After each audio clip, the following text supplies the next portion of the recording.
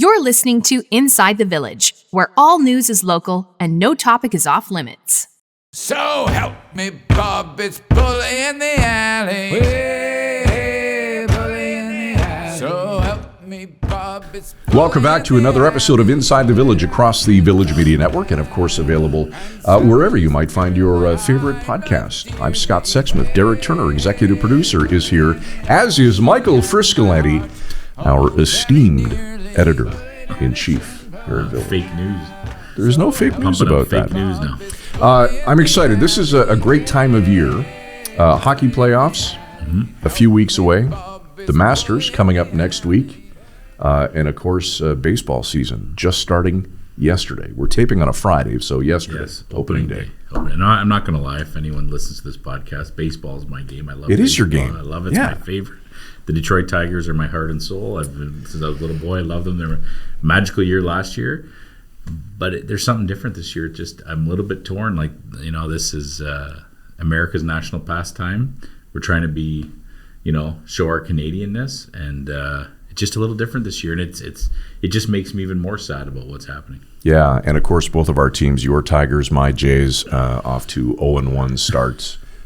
So maybe not best to talk about America's pastime. We will talk about elbows up, and there is a baseball analogy. Do you remember Edwin Encarnacion, who played for the Jays?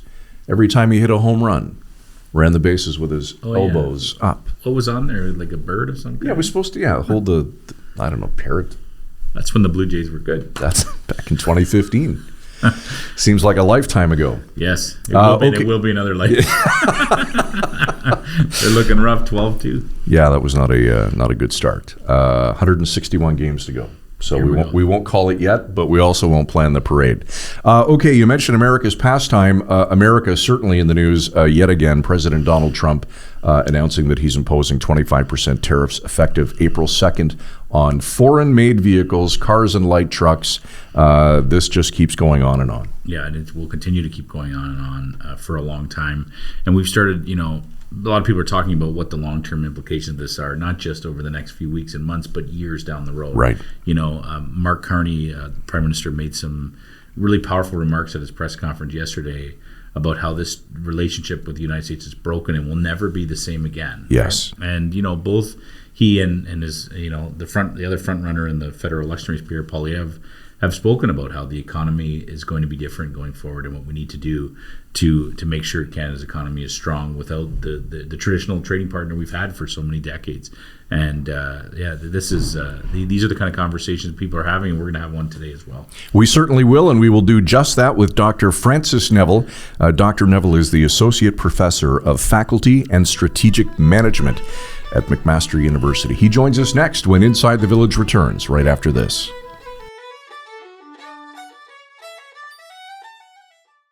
For the most comprehensive coverage of Ontario politics anywhere, it's another installment of Trillium Talk across the Village Media Network. Essentially, this would amount to around $11 million in, lost money. The ministry's unofficial estimate of the number of people experiencing homelessness in the province is almost 250,000 people. The province knows that the CASs are in deficit.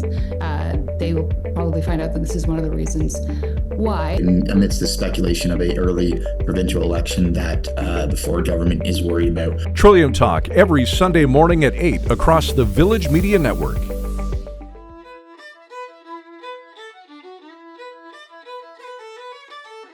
Welcome back to Inside the Village across the Village Media Network and available wherever you get your favorite podcast with Michael Friscoletti, our editor-in-chief here at Village. I'm Scott Sexsmith. Joining us on the program today is Dr. François Neville. He's the Associate Professor of Faculty and Strategic Management at McMaster University in the Hammer, as Frisco says. Professor, welcome to the program. It's great to have you here. Thank you very much for having me on. All right, the Buy Canadian movement is in full force. Professor, let's start with this question. Are you in full boycott mode yourself? We are trying to be to sort of the best of our abilities. And what I mean by that is that it's a bit of a delicate issue, especially when you consider that there are a lot of large American corporations that employ a lot of Canadians here. Mm-hmm. We think about the Costco's, the Starbucks, the Home Depots, and everything. And so I think we are certainly trying to buy Canadian when it comes to finished goods and products, but we're also cognizant of the fact that we don't want to hurt Canadians being employed by American companies either. So doing things like Amazon purchases going down, exponentially for our household, and really trying to look for those Canadian products when we are in the stores, and when at all possible, prioritize Canadian retailers, but trying to be cognizant of the fact that a lot of these, despite the fact that they are American, owned by American corporate interests, we still have local interests that are operating and running them. It's a challenge, right, Professor? I mean, I think everyone's rah, feeling good that this is what we want to do. We want to support Canada. We want to buy Canadian. But when you actually get down to the nitty-gritty of it, there's a lot of things to take in mind. I mean, people don't understand the labels, for example. Is there a guidebook? What do you say to people who say, how do I do this, Professor?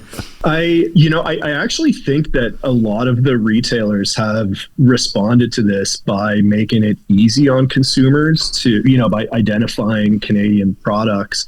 And there are various apps that you can scan products on now that allow you to identify Canadian products. And so I think that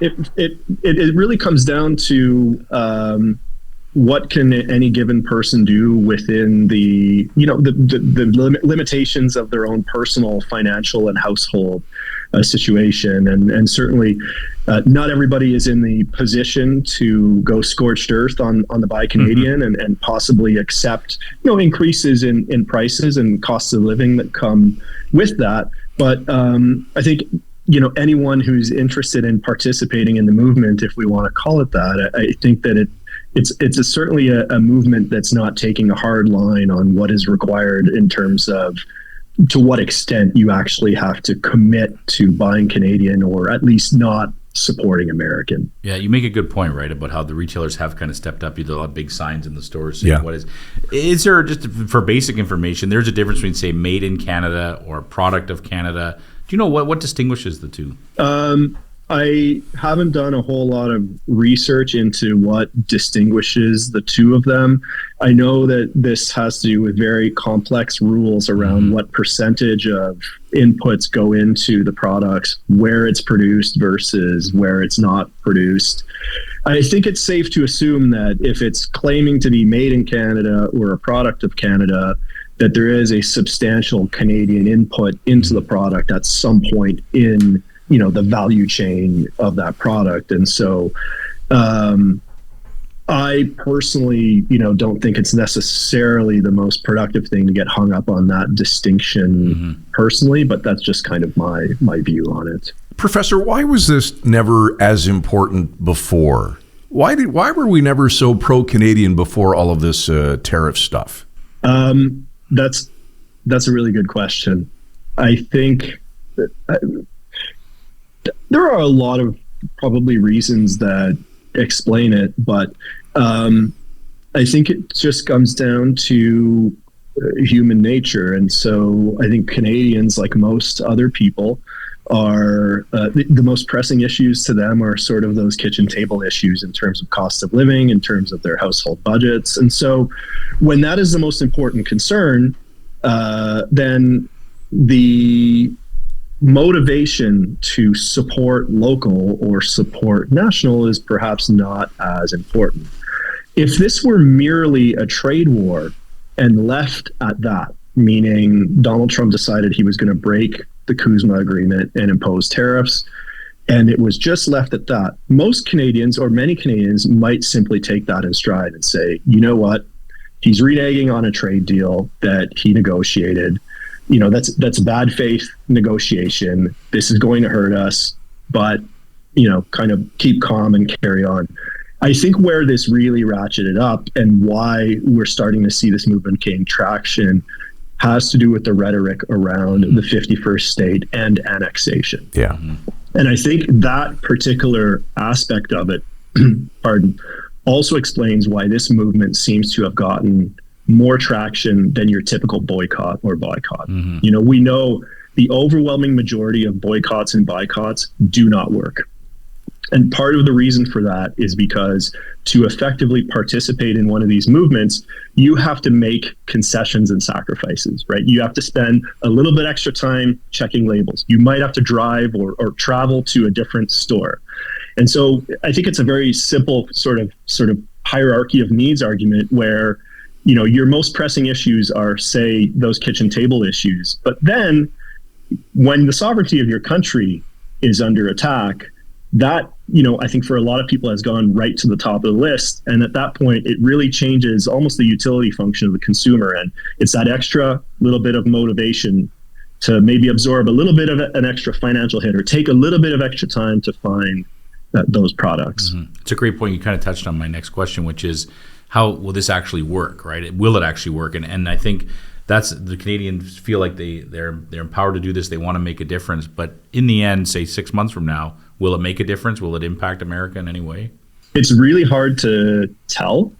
I will say that initially I was skeptical that this would gain as much steam as it has. And that's simply based on the fact that we know most boycotts and boycotts are not successful. But when you think about the notion of buying Canadian, we're not only referring to one specific product.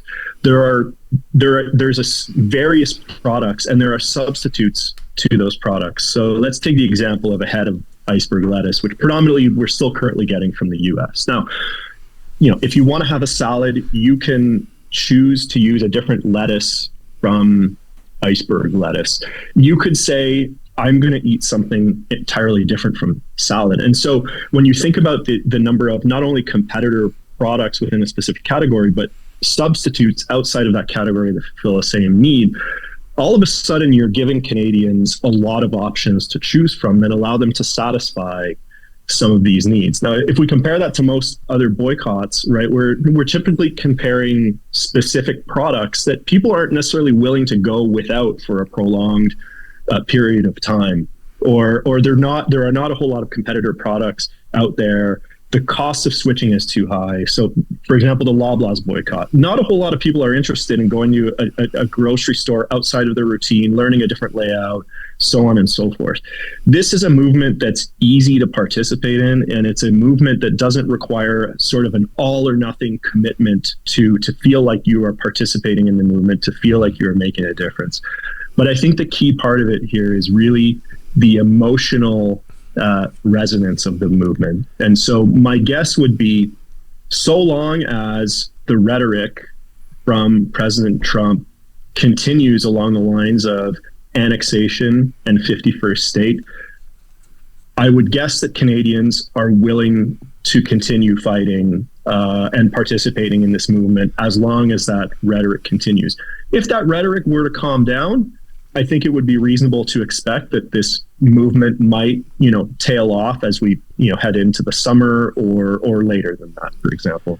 So, Professor, when one door closes, you hope that another one opens in its place, and in this case, one has, and that's opportunities for Canadian companies. What are some of those opportunities that Canadians can take advantage of given this situation? Yeah, so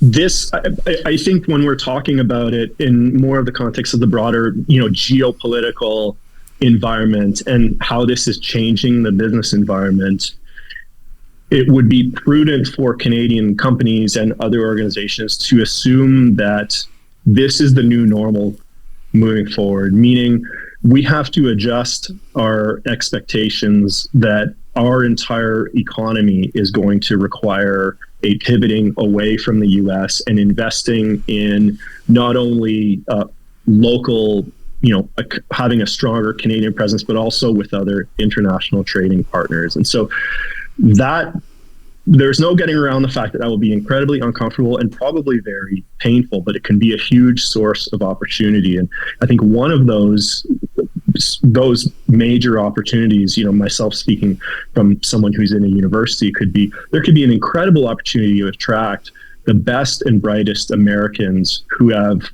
become disenfranchised with what looks like a creep towards authoritarianism in the US, and the best and brightest international talent that otherwise would have gone to the US but is more interested in going to Canada, which offers a democratic, stable country where the rule of law is still valued by the overwhelming majority of the population. So when we look at strictly the human capital aspect of it, this could be a massive opportunity for Canadian businesses, universities, and other organizations. This is something that could be comparable to how the U.S. attracted, German scientists around the Second World War and really built up their technology sector and their defense industry, essentially by providing a safe place for the best and brightest international people to come and work in the U.S. This could be a tremendous opportunity for Canada, but it would take some time to see the benefits of that, moving forward. That's a great point. We're starting to see that. I believe 3 Yale professors recently came to the University Just read of that Toronto. today. Just Yeah. read that. I think Toronto Today, our Village Media site, broke that story, and everyone's been following it. But definitely, I guess a good time to point out that Village Media is 100% Canadian owned and operated for all our listeners. And That's so right. Please keep listening, keep reading us. And what about for Canadian companies, Professor, as you touched on? Obviously, this is a great opportunity for them to really show their Canadian pride and put those signs up to let people know, hey, we're Canadian, we're the ones you go to. When you see companies that have started to do that, who's doing a good job? What are some interesting things you've seen, and how can companies take advantage of that? I think that evaluating whether some companies are doing a good job is difficult to say. What I would say about this idea of making it obvious that you are Canadian is caution against what I might refer to as maple washing. I think that when it comes to this type of impression management or this type of marketing tactic, ultimately authenticity is going to be a huge factor that allows a company to be successful or potentially risk significant reputational damage if it's found that they are not sort of as Canadian as they are claiming. And so I think that it's the short term, certainly a fairly low cost opportunity to capitalize on public sentiment and try and grow market share and revenues and perhaps build some brand loyalty among Canadians. But the potential long term effects and of reputational damage for those that are what I might call engaging in maple washing has to be taken into consideration as well. Is there an example like you mean by maple washing? People who are not being... Well, Tim Hortons. I mean, look, Tim Hortons is owned by a large Brazilian-American conglomerate, and they're doubling down on being proudly Canadian. They employ a lot of Canadians. So, and it is part of our cultural fabric as a country, I guess you could say, but it's not owned by Canadian. It's not owned by Canadians, right? That's right. So that would be one that sort of comes top of mind right now. McDonald's, I think, is taking advantage, and but I think they're being a bit more transparent about which parts of their operations are Canadian, right? And so they're saying we commit to buying from, our ingredients from Canadian farmers. They employ Canadians. They're not necessarily claiming to be any more Canadian than that, right? So I think there's a distinction between what is Tim Hortons doing versus what is McDonald's doing, when they're largely the same at this point, when you really look at, where's the ownership structure and so on. It's interesting, as you said, Tim Hortons is doubling down on there. You got it in before I could. I'm glad we're thinking all on the same lines. But you raised a great point. You touched on this earlier, right? It's still that fine line, like, think of how many people are employed at Tim Hortons across Canada, right? So there is that you might want to boycott a company like that, but you're ultimately still hurting Canadians who are living and working here. Is that just an impossible mission then? What do you do in a case like that?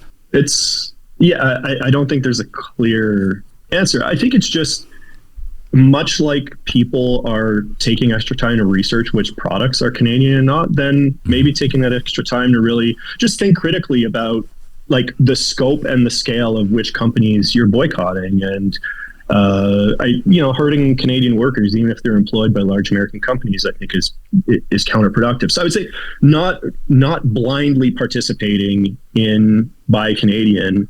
If you're committed to being in the Buy Canadian movement, then taking a little bit of extra time to really sort of lay out a plan for what your scope of participation looks like within the movement I think would be a good step. Mm-hmm. Just to switch gears a little bit, Professor, you're a professor of strategic management at the DeGroote School of Business. Obviously, you're following closely what's going on in the United States with the tariffs and all the changing rhetoric around that and the changing by the hour. Mark Carney said something very powerful yesterday, the Prime Minister, at his press conference. I'm just looking at it on my phone. He said, "It's clear that the United States is no longer a reliable partner. It is possible that with comprehensive negotiations, we'll be able to restore some trust, but there will be no turning back." I'm sure you saw that yesterday. Very powerful statement. What do you make of that? Given the dynamics of who is in power in the U.S. and that what we've seen in the first Donald Trump term is that playing nice gets you absolutely nowhere with that administration.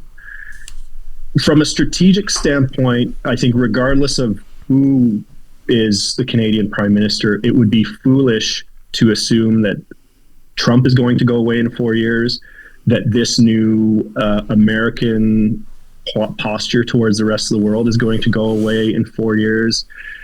From a strategy standpoint, to wait around for 4 years would be way more detrimental than ripping the Band-Aid off, even if it means, pain in the short term. To reorient Canada towards not the world as we would like it to be or as it might have been in the past, but to really meet the world for what it is right now. So I think from a perspective of managing the message and of sending the signal that needs to be sent, I believe that he struck the right tone with Canadians.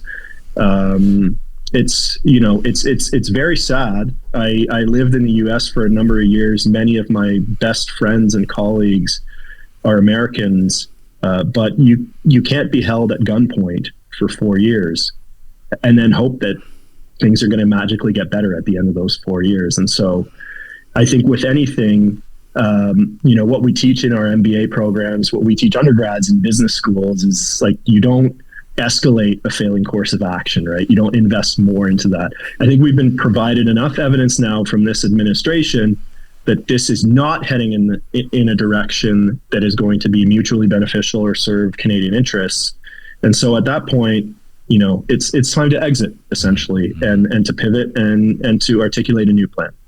Speaking of that plan, from where you're sitting, say 3-4 years from now, what is the best case scenario for Canada, for the economy, and what's the worst case scenario?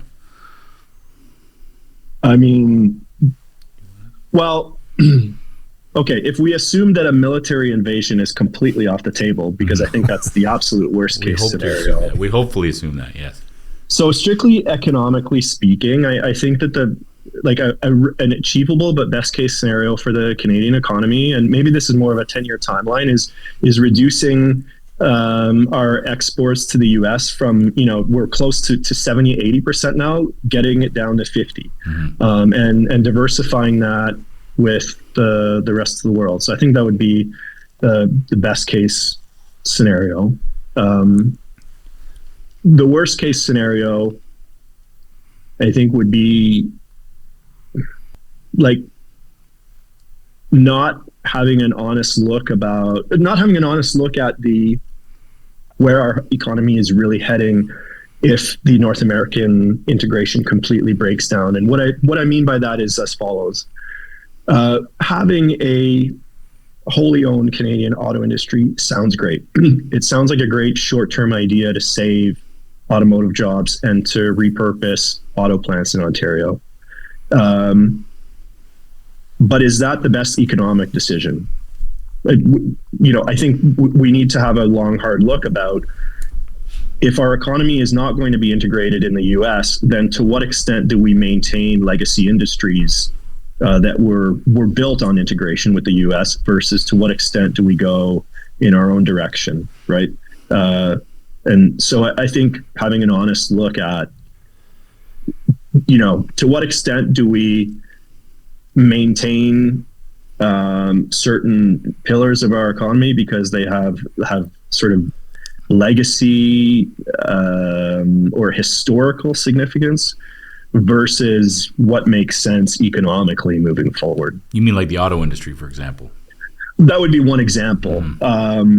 You know, is it possible to have is it realistic and possible to have a Canadian only auto industry? I think we need to think that through. I hope it is.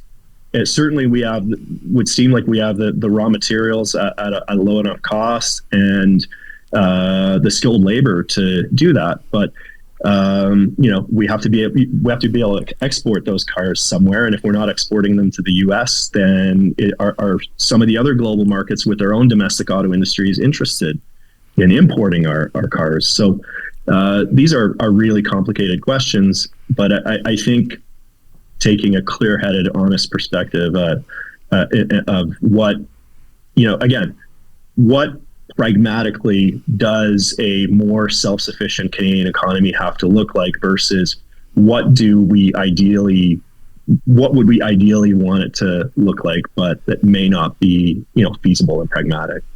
Professor, I just want to get back to opportunities for a second. I think you used the term disenfranchised Americans, and let's talk about that segment for a second. A new CNN poll just out says 64% of Americans aren't in favor of tariffs against Canada. So 2/3. That's a big number. Does that number surprise you? It does, only because if you look at polling in the U.S., the Republican voters typically move in lockstep with the Republican Party and Republican administration. So this means that essentially almost half or more than half of Republicans are opposed to this right now. That is surprising. I don't think we have seen that low level of support among Republicans for Republican policies and for any of Trump's policies in either the first, you know, his first term or this past 3 months. So I think it is surprising, only because perhaps it shows that cracks are forming in the facades sooner than we might have expected. Professor, I know you're extremely busy. Do you have time for one more question? Is that okay? Absolutely. I appreciate it. I could talk about this all day. What's fascinating, these are the kind of conversations we have on this program, because we're talking about things that's on a lot of the minds of a lot of Canadians, but who don't understand and don't necessarily know who to ask these questions to. So someone like yourself who understands a lot of these issues. I guess the question I wonder, of course, if you listen to what President Trump is saying, you know, basically the whole motivation of these tariffs, from what I can understand, is to reignite manufacturing in the United States, to bring back this bygone era of car plants and steel plant and all kinds of industry back to the country. Is that realistic? Is that even possible to do? Because from what I understand, from what I've read, but that's the question I have for you. If all these tariffs go into place and it actually works according to Trump's plan, will this bring back manufacturing to the United States? So there are, I can say this could be a very long and complicated answer. So I think there are a couple of things. So okay, if they wanted to do it, they could. For many industries, but not all. But let's stick to manufacturing. If they wanted to do it, they could. It would take years, if not decades. It would require investing in power sources such as nuclear or other sources. It would require revamping their electric grid. It is something that the tariffs are essentially, he's trying to incentivize private industry to undertake large-scale infrastructure spending. That will, in my view, not be a sufficient enough incentive to actually undertake the infrastructure work that would have to be done to reshore all of American manufacturing. So he's basically looking for a quick solution and telling large U.S. corporations, you all handle it. I mean, what would be required in this instance would be a massive infrastructure spending and skills training program that would make the New Deal, Roosevelt's New Deal, look like austerity. Like, that's what we're talking about here. So could they do it? They could do it. It would take years, if not decades, and billions of dollars of investment from the U.S. government. Now, you can't really do that if you're promising a $3 trillion tax cut. The other interesting part of this is that if we are to believe what Howard Lutnick says, what they're trying to do is replace income tax with tariff revenue. Mm-hmm. Most projections suggest that the absolute most they could generate from tariff revenue, and this is if they jacked it all the way up to absurd amounts, is about $1 billion. There's still a several $1 billion gap there that has to be made up somewhere. And by the way, if you reshore all of your manufacturing and all of your industry, then nobody's paying the tariffs anymore. So where is the income going into the federal government coffers to support programs and other things? So the math doesn't work. I think it would be much too painful, and it would take much too long. But they could do it if they wanted to. It's a great point. A couple weeks ago, we had the CEO of Algoma Steel on our podcast talking about the same kind of issue about how, is really an American company, say, with billions of dollars worth of investment in Mexico, just going to abandon that, leave it there, and start over. Also wondering, in 10 years, is this still going to be the government policy? Is this still going to be what happens? These are the questions. I think I'm going to ask you one more question. You mentioned all the American colleagues and friends that you have in the United States. What are they telling you? So I do know some that are actually starting to leave their American institutions to go to European institutions and elsewhere.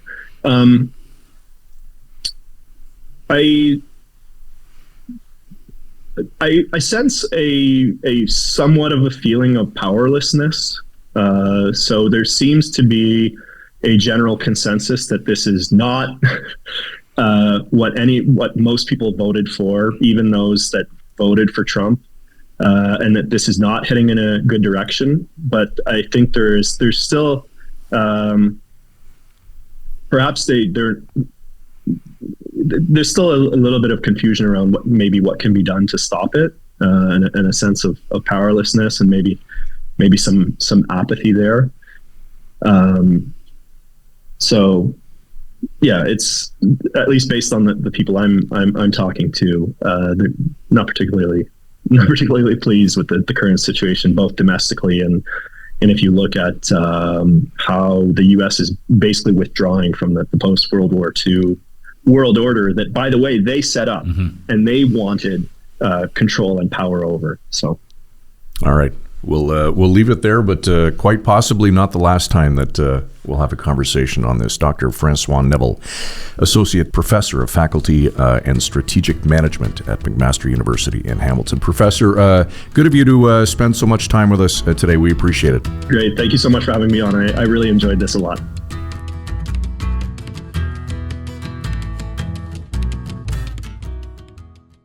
Last year, financial stress had me at my wit's end. I felt trapped and embarrassed that it had gotten so bad. I really felt I had nowhere to turn. That's when I called Ontario-wide Financial. Their home equity lending was a game changer for me. Despite my bad credit and being in a consumer proposal, they helped me get the cash I needed. Thanks to Ontario-wide Financial, I've started this year with hope, not stress. They gave me a fresh start, and they can do the same for you. Ontario-wide Financial, because everyone deserves a second chance.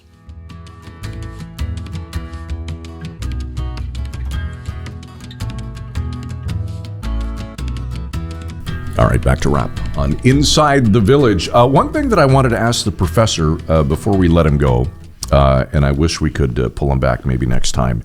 He mentioned that it could happen, right? But it would take decades for this to happen. You mean bringing manufacturing back to Absolutely. Yeah. Made in the USA, make America great. Yeah.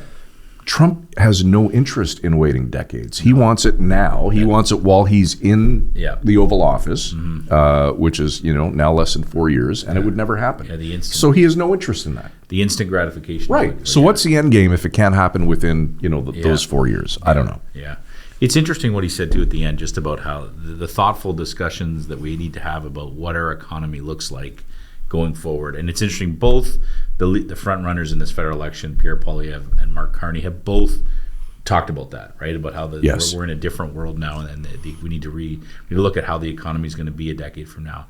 These are big questions, Scott. I don't know how many people are thinking that kind of at that level.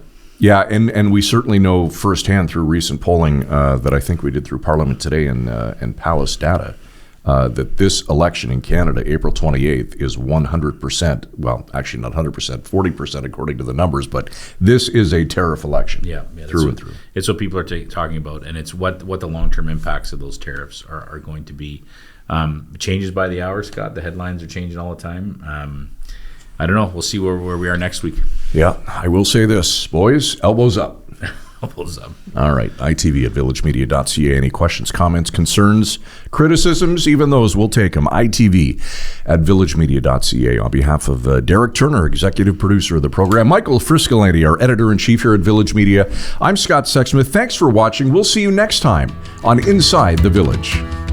You've been listening to Inside the Village. Frisco and Scott's Wardrobe, provided in part by Moores, Sault Ste. Marie.